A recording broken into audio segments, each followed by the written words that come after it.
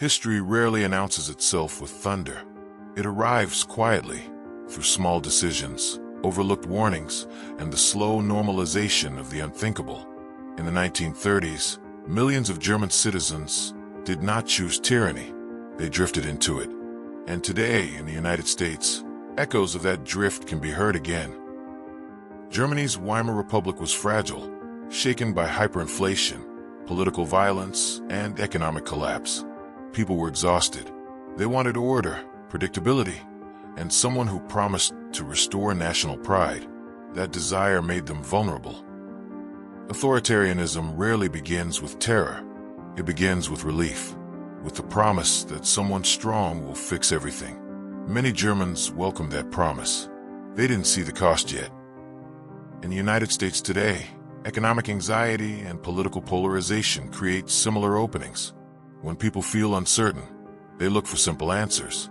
And simple answers often come from those who demand unquestioning loyalty. In Germany, propaganda was not just messaging. It was an ecosystem.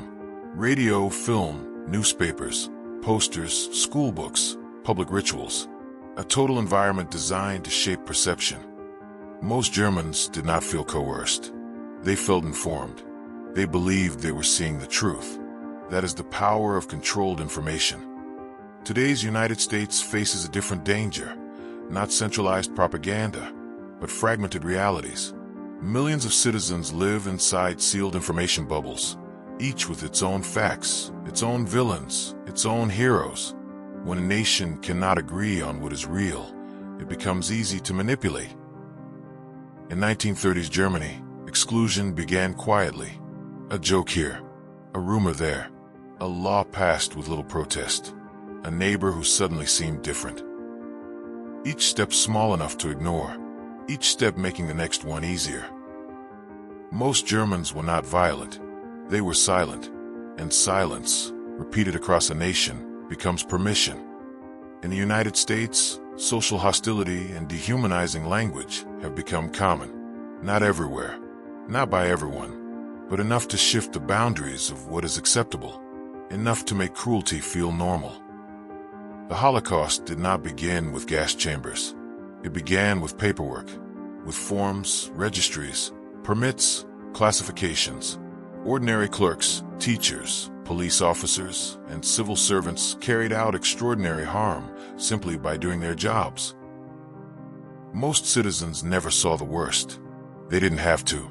The system handled it for them. In the United States, democratic institutions are under strain. Norms are bending, laws are being tested, and many citizens assume the system will protect itself. But systems do not defend democracy. People do. Ask historians what doomed the Weimar Republic, and many will give the same answer. Complacency, the belief that things would work out. That institutions were strong enough. That extremism was just noise. By the time the danger was undeniable, it was unstoppable. Today, millions of Americans feel overwhelmed by politics, exhausted, cynical, and cynicism is fertile soil for authoritarianism. When people stop caring, those who crave power step forward. This is not a story about Germans versus Americans.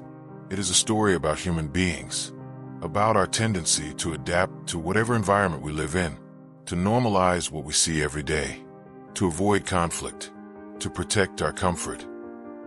The mechanisms that led Germany into darkness are not unique to one nation or one era. They are universal, and they can reappear anywhere, including the United States, if citizens stop paying attention. Authoritarianism does not arrive with a dramatic crash.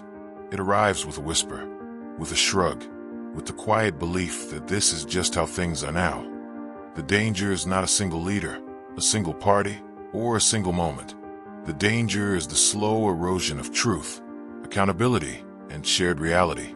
The danger is the belief that democracy can survive without active citizens. Germany's tragedy was not inevitable. It was the result of millions of small choices. Choices made by people who thought their actions didn't matter. But they did. They always do. The United States stands at a crossroads, not of fate, but of responsibility. The future will be shaped not by the loudest voices, but by the quiet decisions of ordinary people. History is watching and is asking, will you defend what others once surrendered?